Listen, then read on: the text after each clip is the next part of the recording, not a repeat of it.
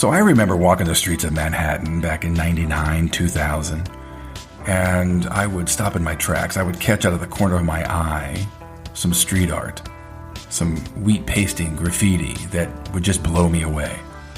Not only was it exceptional in its detail, but the work was catching something I thought really extraordinary about the human condition. It was rich in empathy. It could be a mother breastfeeding her baby, to indigenous children kind of caught in this awe-inspiring moment of surprise. And I thought to myself, fuck, this is an artist who is a relentless observer of the human condition. Well, her name is Caledonia Curry, and she goes by the moniker Swoon, and for the last 20 years, she has turned herself into, I believe, one of the more important contemporary artists working today. And it is a privilege to be able to share with you my conversation with her. So, put the phone back in your pocket. Creating Behavior starts now.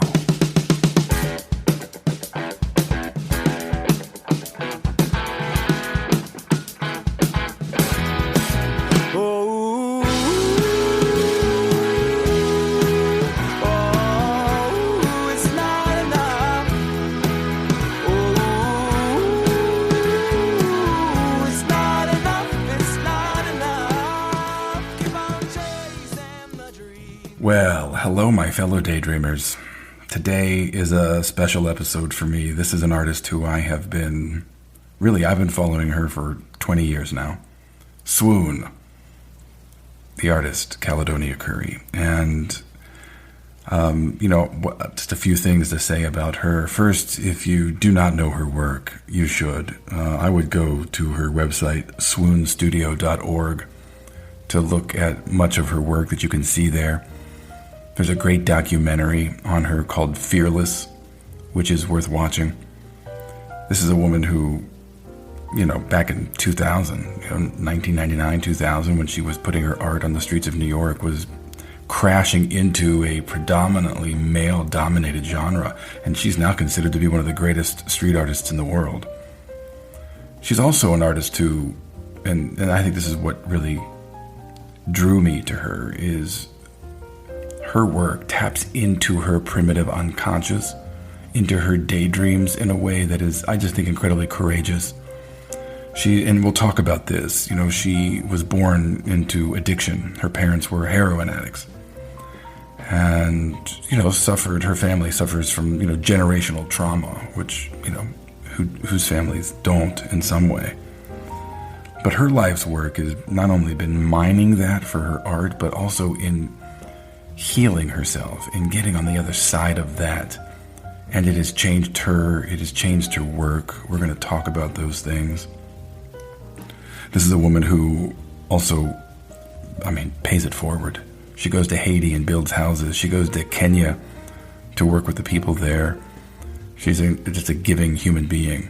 And much of her work is legendary at this point. She, back in 2008, she created this piece called The Swimming Cities of Serenissima. And basically what she created were these rafts made of just junk and art. And along with her friends, she sailed these rafts down the Mississippi River and the Hudson. And they would stop off at certain places and read poetry and play music and perform. And it was just like these merry band of revelers. And she didn't get accepted into the Venice Biennale in 2009. So what does she do? She packs up these rafts, takes them to Venice, and sails them right down the canals of the city. And she crashed the exhibition, basically. And her work, what she did there, became kind of the most extraordinary thing about the entire Biennale. She bought a church. You can believe that. She bought a church in the town of Braddock, Pennsylvania. And she had this vision of refurbishing and retiling the entire church. She learned how to make tiles. They were making handmade tiles in the basement of this church. And we're going to talk about why she considers this to be her greatest artistic failure. This is a woman who created a foundation, the Heliotrope Foundation, which is dedicated really to helping communities, helping people recover from natural disasters. She is leaving an indelible mark on the world, and I just have a lot of respect for that. We start off our conversation talking about trauma and how it relates to the artist. She has spent most of her adult life trying to get on the other side of hers. And, we romanticize artists who sort of flame out, right, that end in suicide. Whether that's someone like Kurt Cobain or even Amy Winehouse, Sylvia Plath, Anne Sexton, you name it. I mean, there are a lot of people who burn out. Philip Seymour Hoffman. And I just want to read a quote of Swoon's where she talks about this, and then I'll turn it over to our conversation. She said, "We romanticize their suicides to imagine that their self-destruction is some form of rebellion, to kind of watch the beautiful sparks of their flaming out with an almost puerile fascination. But I don't believe that's a viable form of rebellion any more than I believe that it's an inevitable cost of a creative life." And on that note, here's Swoon. There are various reasons in our culture specifically why sometimes people develop coping strategies to trauma that our culture really rewards. Workaholism is one of them. Being kind of unboundaried in a way that sometimes trauma can lead to, I think does, it can have this upside of meaning that you are making unlikely connections. But I just think it's certainly not the only way that happens. And, as I am somebody who works to heal, I'm like, oh, and this isn't the only way that this story goes. I think for me, it's it's not just that you don't have to, not have reconciled your pain to create. It's also that I almost think about rebellion. And I think that we have this image of rebellion, which is very often actually an image of a person who's falling apart in a very kind of high spark way, before our eyes. And they're doing rebellious things, of course. But I was like, what if there's a deeper form of rebellion, which has to do with questioning the domination culture that we live in, that crushes vulnerable people under, and that causes these kinds of meltdowns, these beautiful meltdowns that we see. What if there's a form of rebellion that involves healing and pushing back against that culture as a whole, And that's, I think, where I get really into questioning the kind of, dramatic burnout model of being creative. Well, plus many of the great artists, we see their life and they flame out.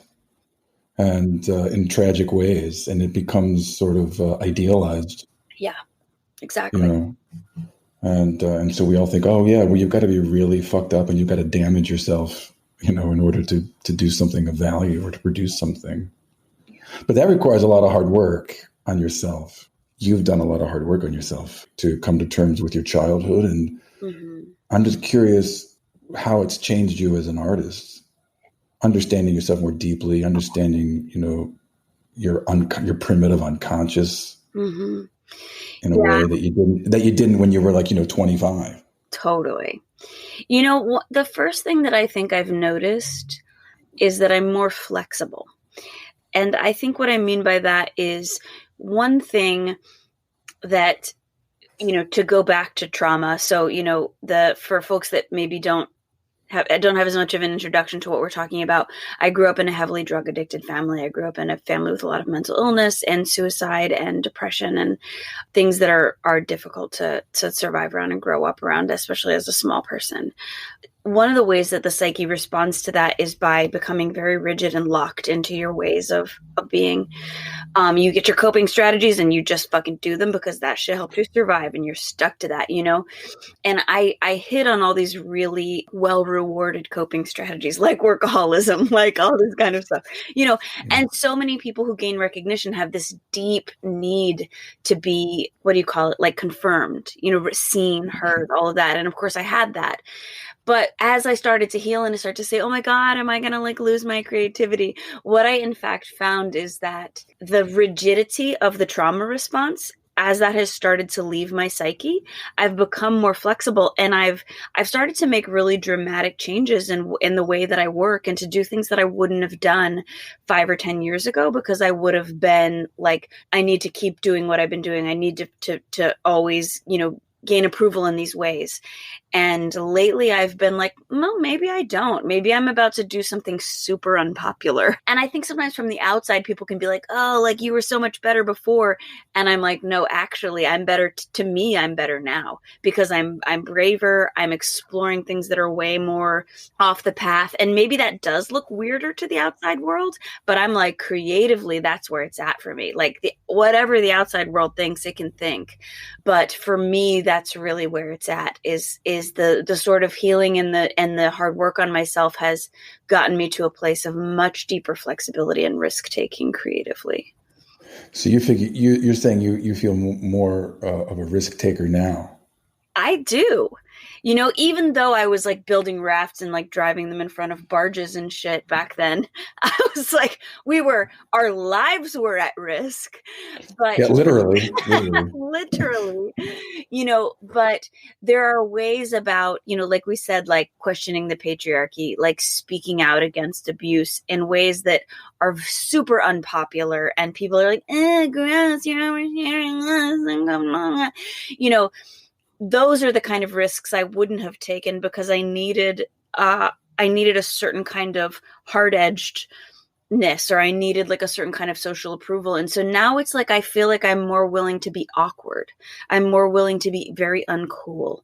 I'm more willing to be earnest in like a painful way. Like, yep, I'm talking about this. We're doing a meditation show. How dorky is that?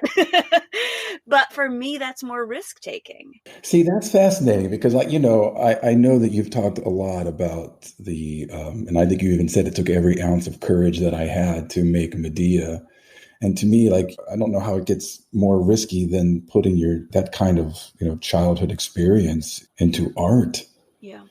And it's funny to hear you say that you feel more of a risk taker now, when, I would just say that seems to be the riskiest thing that you could possibly do. Well, that's one of the outcomes. And that level of risk was so deep. When I was making the Medea at the Canyon, which you saw, we were setting up this whole entire show that was a retrospective. I was about to set down street art, which was like a scary move on its own. I was showing all these things.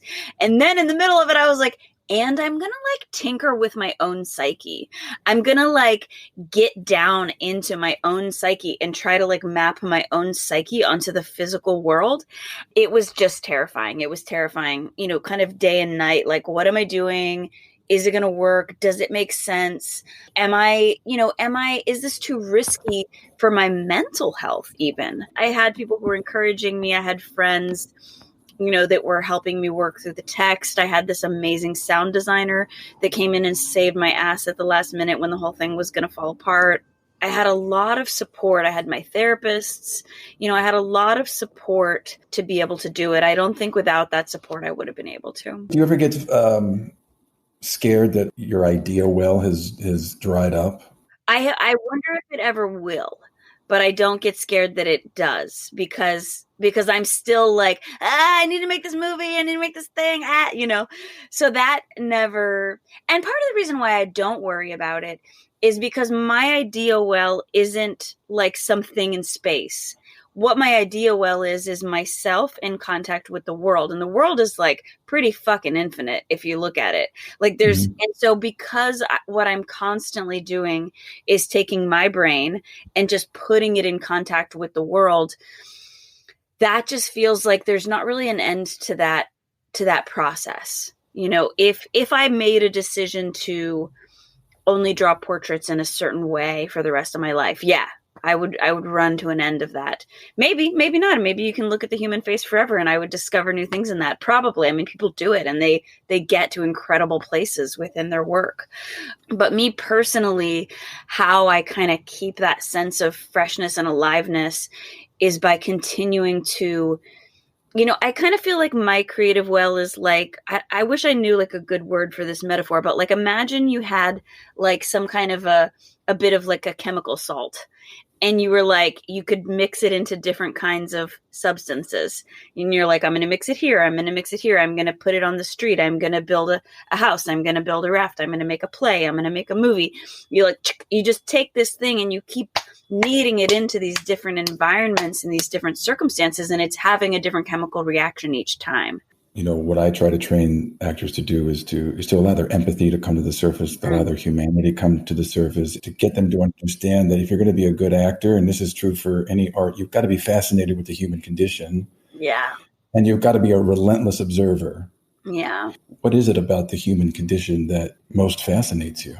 It's almost just like the experience of experiencing humans. Like, I just find that I can study different subjects for only so long, and then I hit a wall. And some walls you hit earlier than others.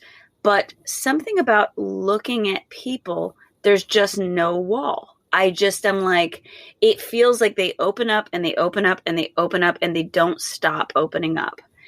It kind of goes in a couple directions, because it's some of, it can just be like watching people walk down the street and being like, oh, this is how that guy carries that bag. And is he tired? And what's he thinking about? Is he thinking about, why did he lift his shoulders? Is it because he's worried about his family, or is it because he just realized he forgot the milk? And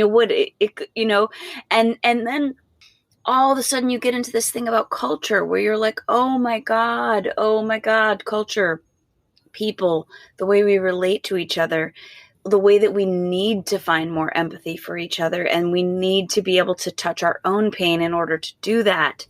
And it's just these rabbit holes that keep opening up. There's a great book by Angela Duckworth called Grit.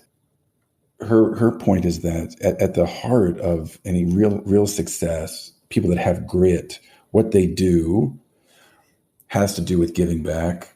There's a big part of giving back that goes into someone's work. And man, you give back more than just about any artist I follow. Mm. And I was wondering, like, what that does for you creatively, to whether it's Haiti or Braddock, Pennsylvania, or Kenya, or all these places that you go. What does that do for you as an artist? Yeah, well, I think when I first started to sort of sense that I needed to find ways to give back, it sort of came out of pain. It was just this feeling the world is in pain and I am in pain, and I don't know how to tolerate this suffering, and perhaps I shouldn't tolerate it. And so asking myself, well, what does that mean? How can I help? Can I be of service here? Can I be of service there? And, I didn't grow up with any religion at all. So I had no model for some people have that built into their lives. It's built into the way they grow up. And I didn't. And so I had this kind of pain that was born out of not having a way to give back. And so I started, and then what I found, when I went to Kenya, I was just invited to do this thing. I was invited to do some teaching at an orphanage, and I got there. And what I realized is that I had very little to offer, to be honest. Anyone could have done that teaching. People in Kenya, I didn't have to go to Kenya to do it. People in Kenya could have done a better job than what I was doing, in fact. Instead, what I understood, what I learned, is that I had some deep unresolved issues having to do with all the things that these kids were struggling with, and that they showed me that these issues that they were dealing with of abandonment and of neglect, of, many of them had gone through serious abuse in their homes. And the way that I connected with these kids showed me that I had a lot that was unresolved in me, and then of course I tried to say, okay, well, how can I be involved? The Equality Effect was this incredible project that's about stopping this epidemic of sexual abuse that is happening in Kenya, but I would argue is also global. And, the folks in Kenya there are doing such incredible work. And so, it was just an honor, honestly, to be invited to be a part of it. And through that process of working with these kids and that they had gone through these horrific rape often, and connecting with them. And then slowly it dawned on me that, although I had been invited and I had responded, that there was sort of something more to the fact that I had been invited and why I had accepted so readily. And I realized that my own family, my mother and many of my aunts and uncles had been sexually abused and had been emotionally abused, and that abuse, because of the way that they weren't able to heal their abuse, because of their innate psychological sensitivities, that abuse expressed itself as dramatic drug addiction. And then that expressed itself in my life as deep neglect and abandonment. So it was like connecting with these kids. I helped in the small way that I could. And in fact, what I got was this deep view into my own well of need. I grew up Catholic grade school, Catholic high school. I was molested by a priest when I was 13. Wow. And had to deal with my whole life, right? My relationship to men, my relationship to men and authority. Like, we all have it. Did you ever think, like, how the fuck did I not end up an addict? How do I not end up like my parents? I mean, I would think that would just be something that would be terrifying. Well, I think that you and I don't know your history with addiction, but I would say, looking at where you are, I would imagine that creativity came in to the place that addiction would have come into. For me, it was like I found painting at 10, and all of a sudden, because I was talented at it, because I, was in a stable enough place in my life by that point where I could actually get taken to art classes. Right at the time when I hit 11 and 12, I went through depression. I went through these things. I would have started to unravel, but I didn't, because painting was already there and I already had it, and it stayed with me and it affirmed me and it focused my mind. It calmed my nervous system, because so much of what happened with my mom was that she didn't have a way to calm her nervous system. She was, trauma jacks your nervous system up to 11 at all times, right? And if you don't have a way to work with that, you're going to drink, you're going to do drugs. I mean, why would you not? That's the thing that calms you down. That's what you do. But if you're lucky enough, like I was lucky enough, that I could key in on that painting and I could calm myself down.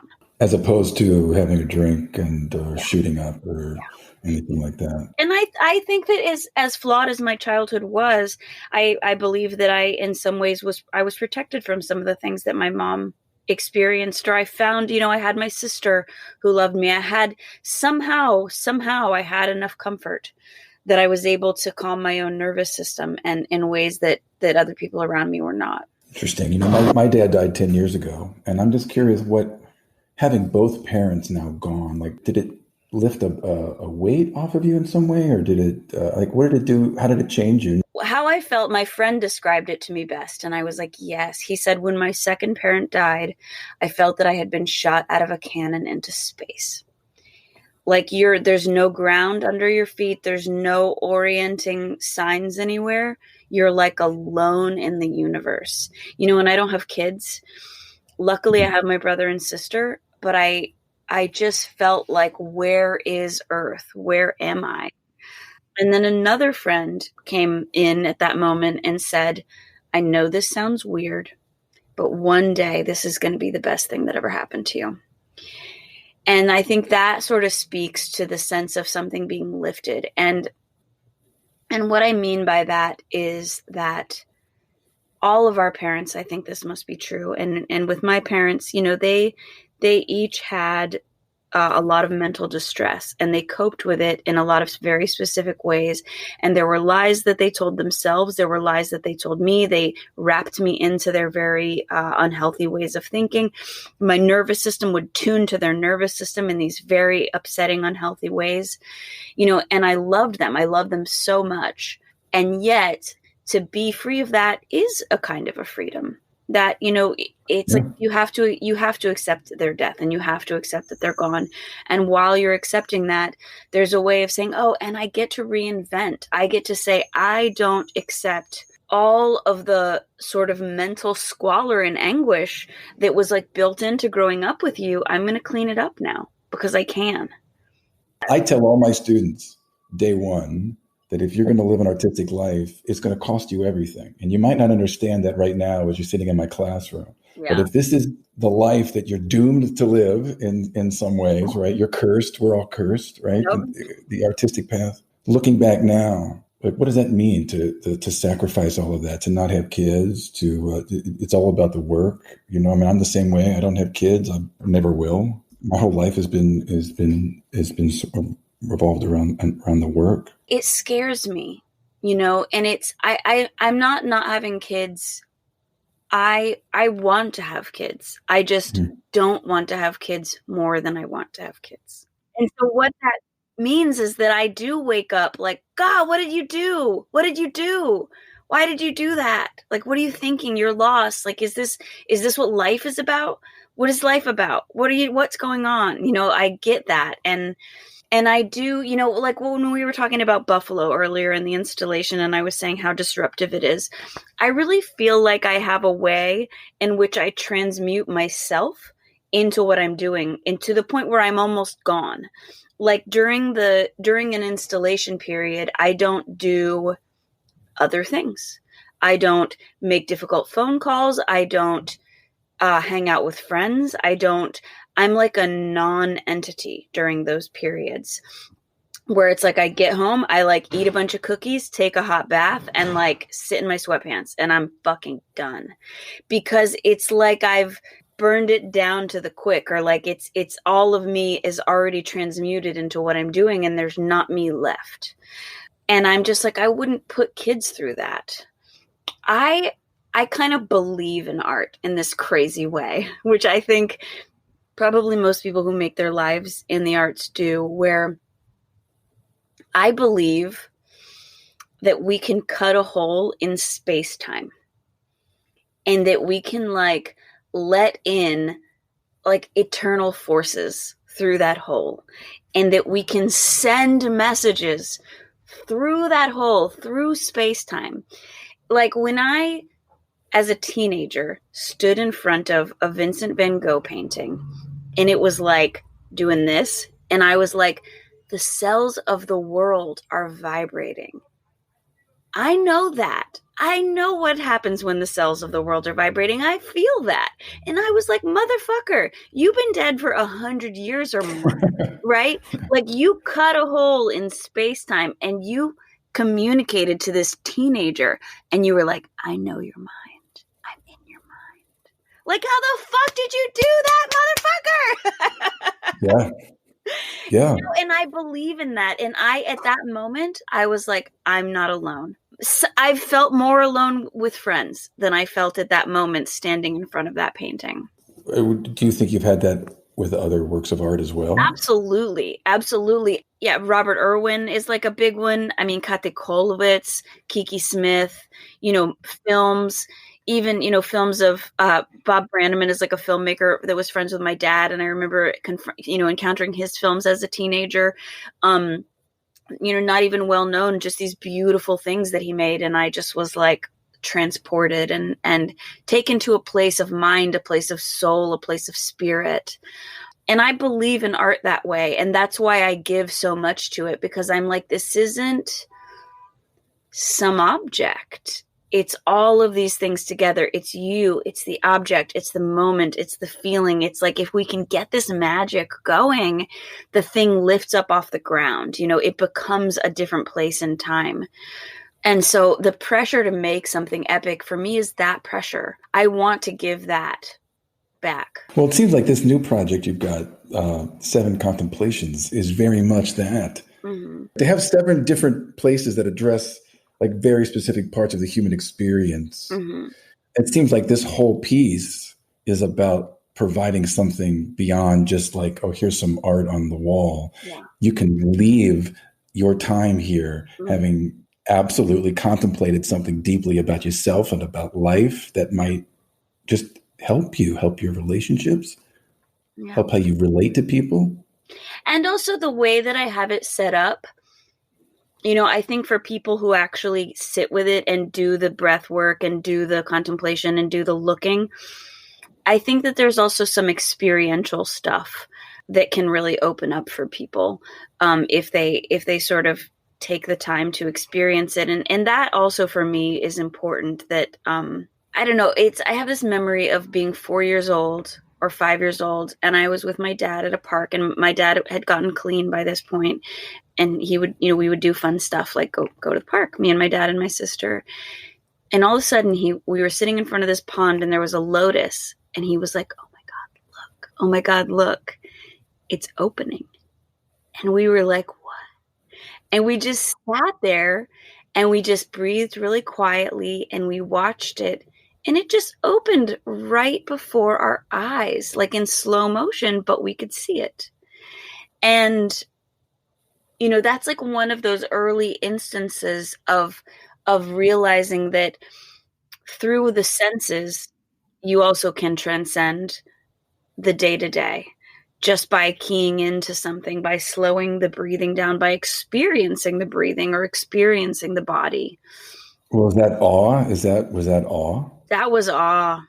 Yeah. That was real awe. I've never forgotten it. It's like I was 5 years old and we looked at a flower and we would tell each other the story. Remember that time? It was like one of those things we all thought about it. I can't share this exact experience, but maybe I can set up the conditions for people to start to enter into these kinds of experiences of wonder, of awe, of transcendence.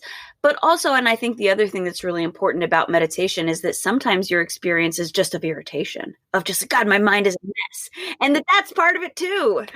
Well, it was such a great idea, and I'm always talking to my students, and certainly as actors, obviously you have to have ideas. You're never better than your ideas. Yeah. You said, I know that an idea is real when I get very mad about it. How do you know when an idea is worth investing the time in? And what did you mean by, getting mad at it? And okay, well, here's an example. So I started making stop motion animation. And which is so fucking cool, by the way. Let me tell you, really fucking cool. I don't know what the name of it is, with the Raggedy Ann. Yeah. And you took that piece.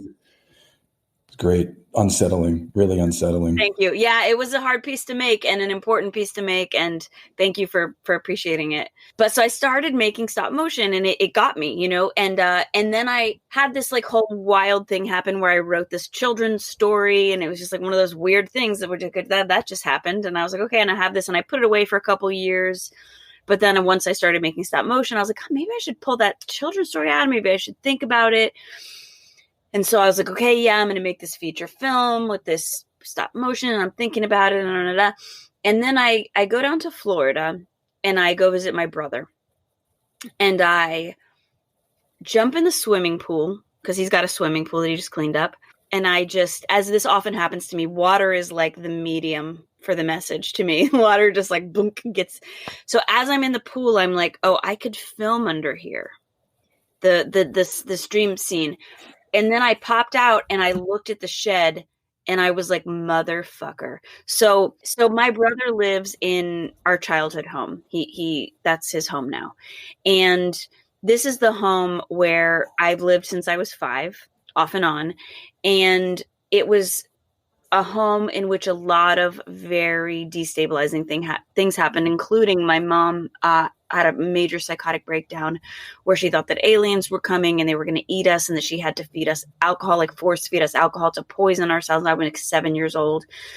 Totally terrifying. My father luckily came to rescue us. I was afraid she was actually going to murder us to try to protect us from the aliens. It was bad scene. So I wrote this children's story about the events.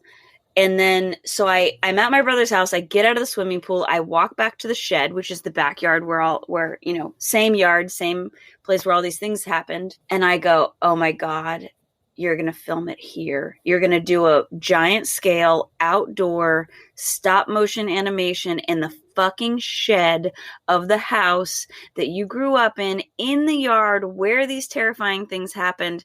And I was like, I hate you. This is going to be so hard. People don't do giant scale outdoor stop motion animations for a reason.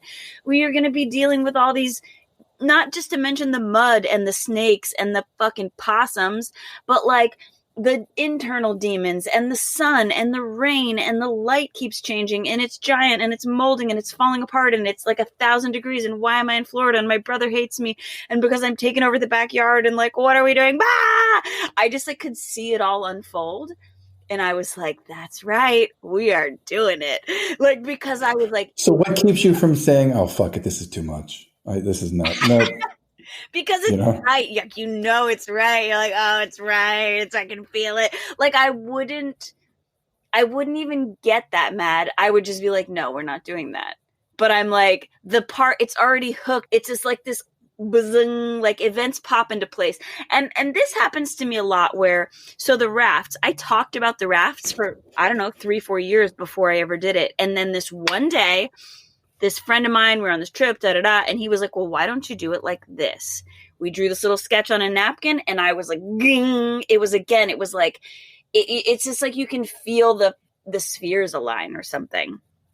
And all this energy pours in, and then I'm like, oh my God, I can't believe you're going to do this to me. I can't believe you're going to make me do this.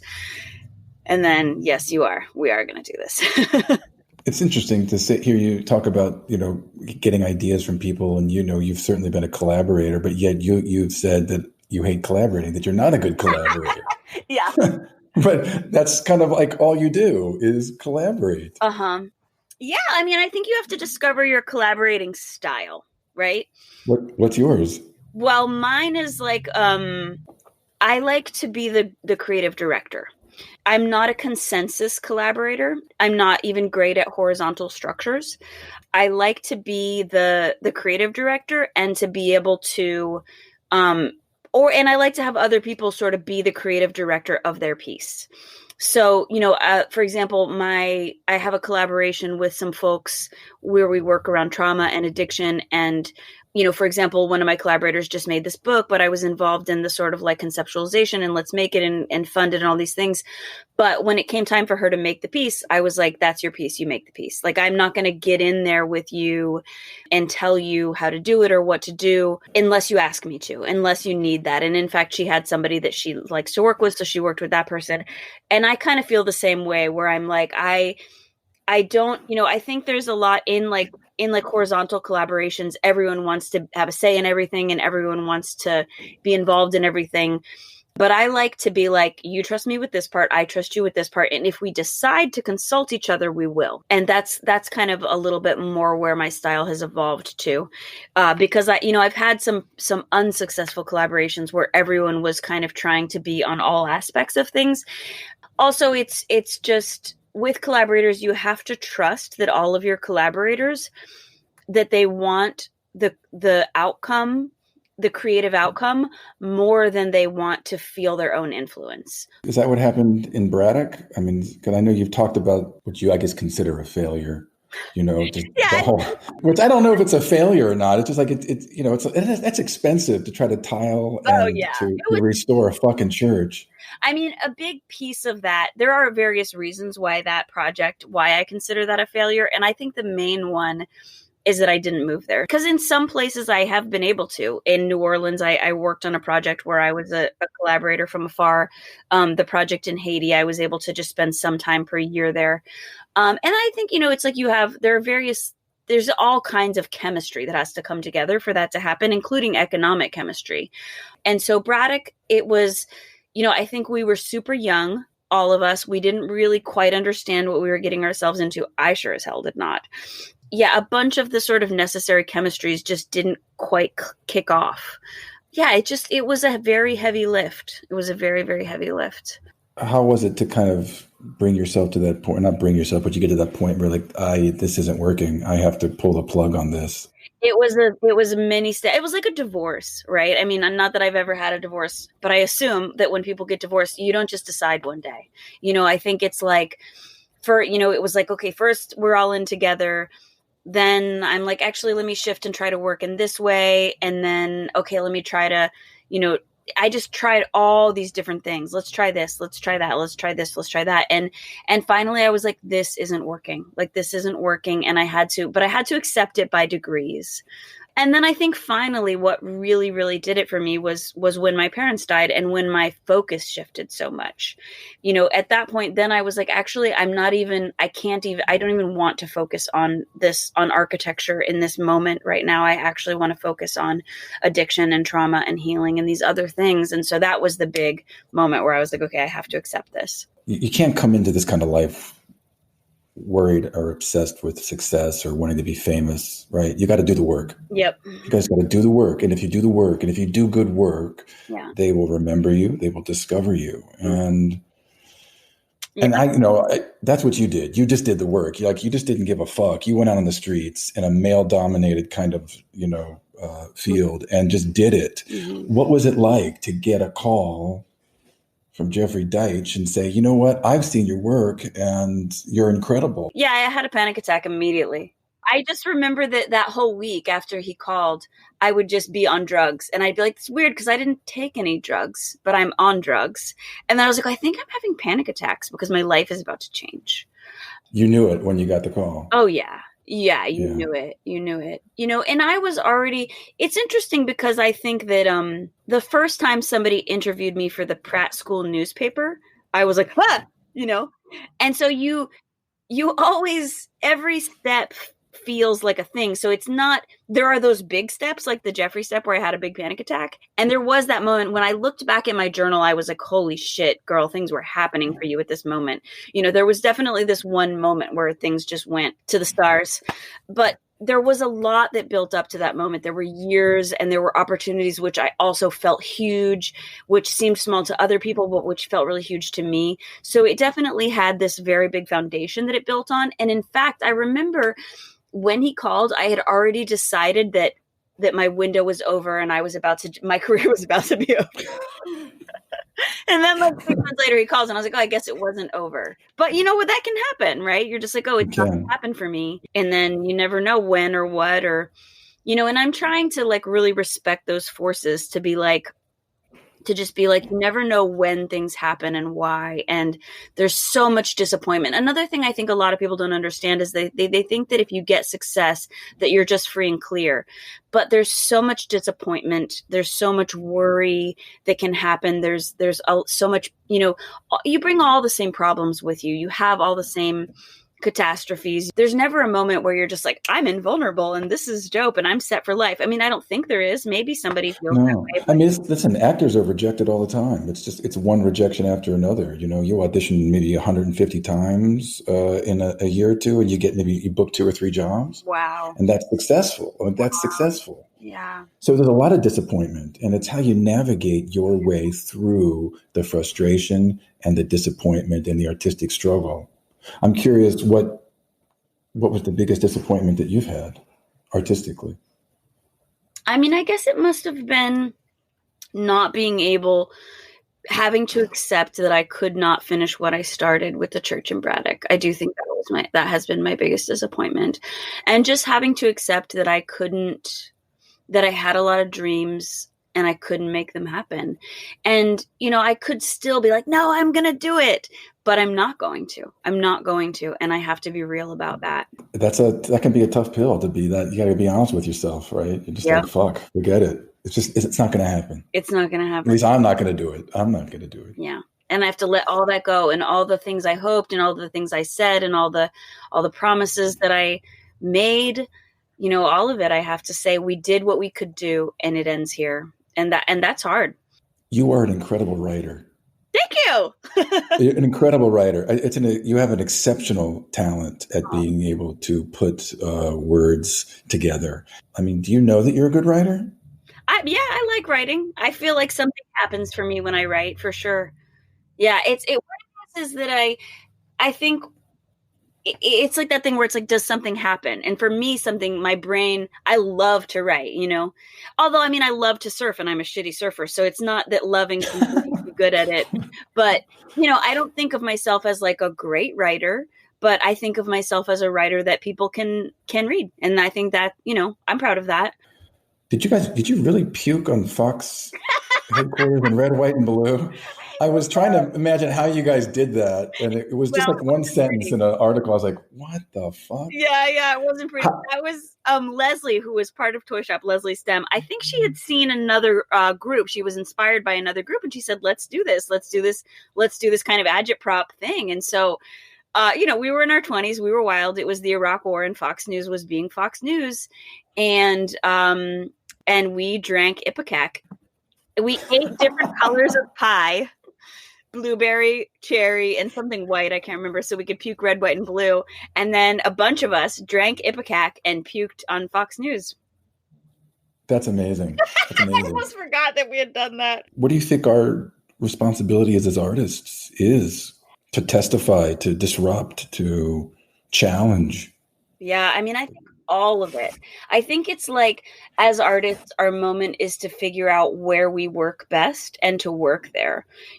So you pointed out the piece I did in Detroit. I did like a little political poster because I got invited to do it, and I was like, okay, I'm just going to do this. I think that that's a somewhat of a strength of mine. I don't think it's my biggest strength, so I just did it once. My particular work's a little slower. And so right now, one of the things I've started to do is I'm starting to do some work around white folks who are ready to acknowledge the legacy of slavery, of the removal of indigenous people within their own family lineages. To say, like, let's look at not, this isn't some abstract thing. This is like what's going on in our own family histories, and like, let's try to understand that and grieve that and heal that and try to take responsibility for that. And for me, that's a long, slow process, and the work is very emotional. But I think that one of the things that I see when I look at Trump supporters, and particularly the Trump supporters in my family, it's this deep lack of emotional maturity, and it's this deep lack of ability to take any kind of responsibility for anything, and to say you're sorry, and to say, let's work together and let's change. It's this total like, I'm just going to be a 2-year-old and blame everyone and blah, blah, blah.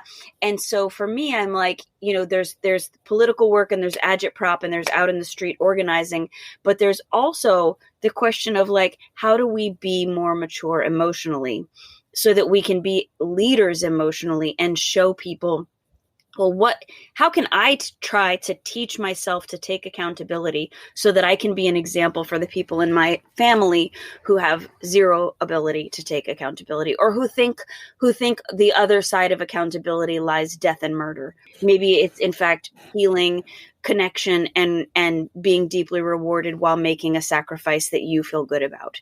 Maybe that's what's on the other side of accountability. And in fact, and sort of saying, okay, let's try to show people that it's not what you think it is. For example, I think like there's all these ways, right?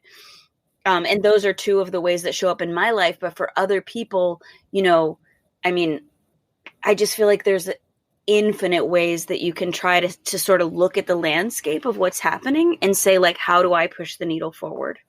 Is it on racism? Is it on misogyny? Is it on, even I see people starting like free refrigerators. So is it even on like trying to remember how to share in this moment of COVID? Anything. You need empathy. That's what we have, an empathy deficit right now. Yeah. And you've got to be able, and certainly actors have to do this, artists have to do this. You have to be able to step into the shoes of another human being and see kind of the world through their eyes. And that's what we don't do. I would argue that we are getting better and better all the time, and that right now we're just having a hiccup.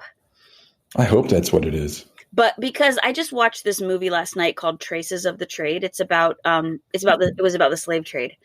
And this guy said he was looking at his own family was involved in the slave trade, and he was looking at what it must have taken to do what Europeans did. And he said, my God, the tolerance for violence must have just been astonishing.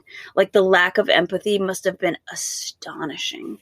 And when you think about child labor, when you think about all these things that we used to tolerate that we don't tolerate anymore, like I think even though we're having this spasm and we're having this moment where everyone just wants to act like a 2-year-old and let their id drive and just be like, me, ah.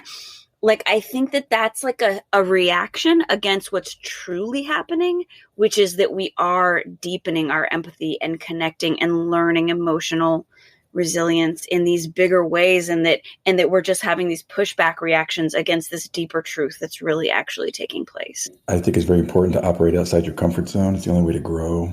And I'm just curious right now, what work are you doing that's making you uncomfortable? The work around, I just started a study group this week, and we watched that movie Traces of the Trade, which was about a family like recognizing their history of interacting with the slave trade.